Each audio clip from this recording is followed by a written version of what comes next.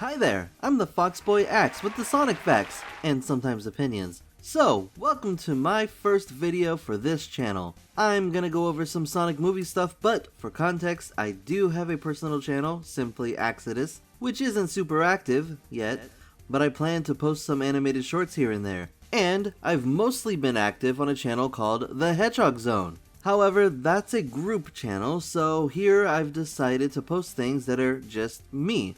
Mostly, with some overlap. Anyway, the reason you clicked, presumably, Sonic Movie 3 is coming out later this year and people are finally talking about it. In fact, we're grasping at every little bit of news, however insignificant. I mean, for a while there was a rumor that Hayden Christensen was going to voice Shadow. Completely false, by the way. Now everyone is all buzzing about maybe getting recent news for Shadow because of CinemaCon, and we didn't. But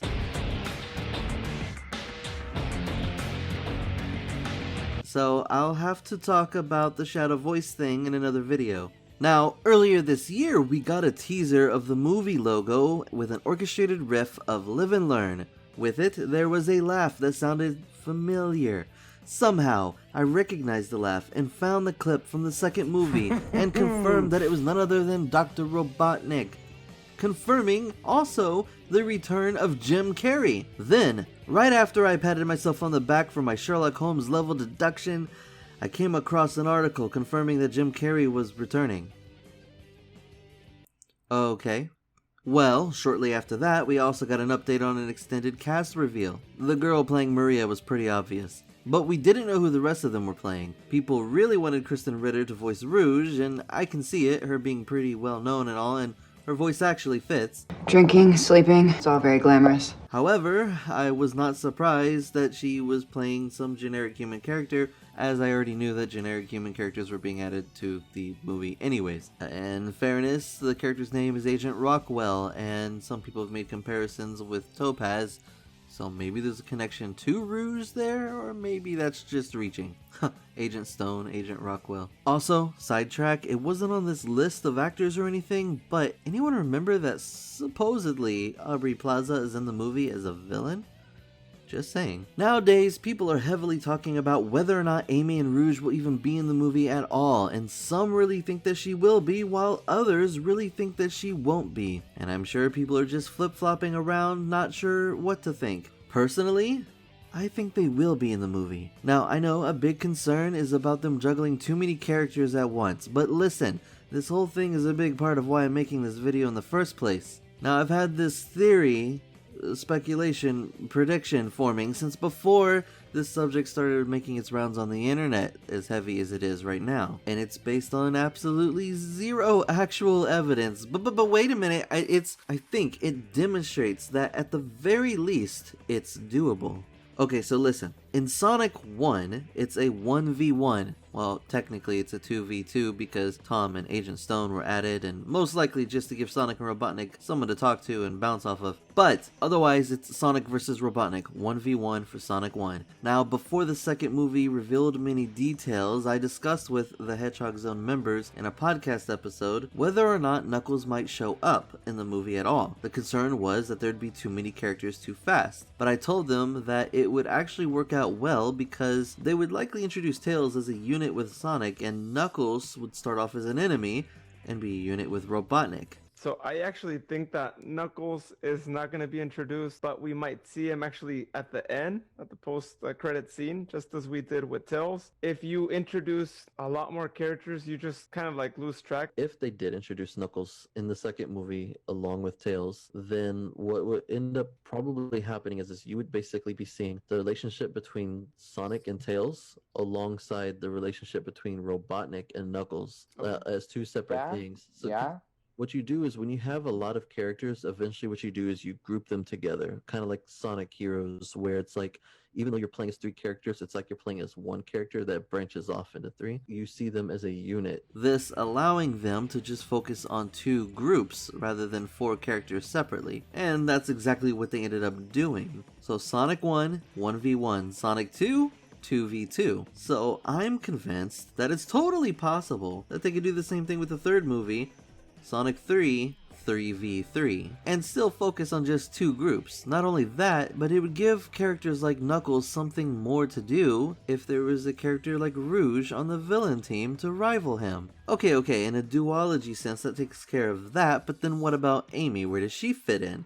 Well, you have to consider that Maria has already been cast. She's in the movie, and even though they don't emphasize it a lot in the games, Amy is a lot like Maria, which helps because she's the one who convinces Shadow to help everyone at the end of Sonic Adventure 2. Spoiler alert? Now, I know this is a small point to grasp at, but I think that's worth noting because the movie could heavily focus on parallels, which I think they definitely have been doing so far. Again, the first movie has Sonic with Tom and Robotnik with Stone, and beyond that, Robotnik doesn't really surround himself with anyone else. He even distances himself from Stone. Sonic, through Tom, ends up connecting with the whole community. In the second movie, there is a duology between the relationship with Sonic and Tails and the relationship with Robotnik and Knuckles. Clearly, one worked out well and the other one didn't. In fact, Knuckles switches sides and now Sonic gained two new friends and Robotnik, well, he's still just kind of alone. The third movie would definitely emphasize something like this between the trios, with Robotnik again ending up alone. Either that or retiring somehow as a villain due to how this all connects to his family origins. I don't know.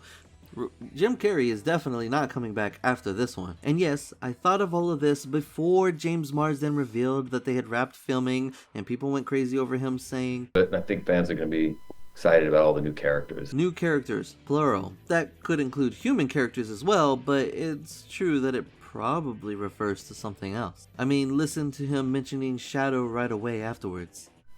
Excited about Shadow coming in. It's like he's trying to cover up some kind of mistake before it gets out of hand. But I don't know, maybe we're reaching. I don't really see Rouge appearing in the Knuckles show. I mean, she might. At the very least, she's got a chance of appearing as an after-credit scene for the last episode, her or Amy. Still, now the question is, why and how would they come to Earth? Don't worry, I got that covered too. So here's a little fanfic of a plausible scenario. Ready? Let's say, mayhaps, that Gun found out about the Chaos Emeralds, and now they've also found out about the rings, or I don't know. The point is that they discovered these otherworldly abilities that they didn't originally have. We already know that the humans in this world keep trying to steal the powers. So what if Gun learns to travel between worlds? What if they're looking for the emeralds? Even more so, what if Amy happens to have one of these emeralds? What if she gets chased down and captured by robots and Robotnik, or by Gun, or something along those lines? Rouge could get wind of this and become very interested because of the jewelry. So Amy is captured while Rouge follows along just for the jewels. She finds out about the set of emeralds and is looking for the rest of them because she's a treasure hunter, jewel thief, whatever they're going to portray her as. There you go. That's one way they could bring them in. If Amy's captured, Sonic could save her, by chance even, and of course that would start her infatuation with him. Maybe then Rouge strikes a deal with Gun so that she can spy on Robotnik, pretty much the same way she convinces Robotnik to let her join the team, by saying that she'll do this, but really all she's after are the jewels. What's funny is I'm sure they would have a much better scenario than whatever I just came up with. But again, it's doable, and even that did kind of sound Sonic Adventure 2-esque. I mean, it wasn't the same storyline, but it had those elements, and we do know that this movie is probably not going to be one-for-one Sonic Adventure 2, right? I mean, I feel like people are expecting it to be, but it definitely won't be. You've seen the first two movies. Also, I think people have forgotten that they said this movie was going to take inspiration from Sonic Adventure 2 and Shadow the Hedgehog. I'm not sure how. Maybe Shadow will have amnesia. Who knows? Maybe he's going to be used by Gun or by Robotnik and then find out the truth, and that will spark his anger. I do know that Shadow's going to have a lot of deep hurt inside of him, such that Sonic won't really be able to just easily convince him the way he did Knuckles with the power of friendship.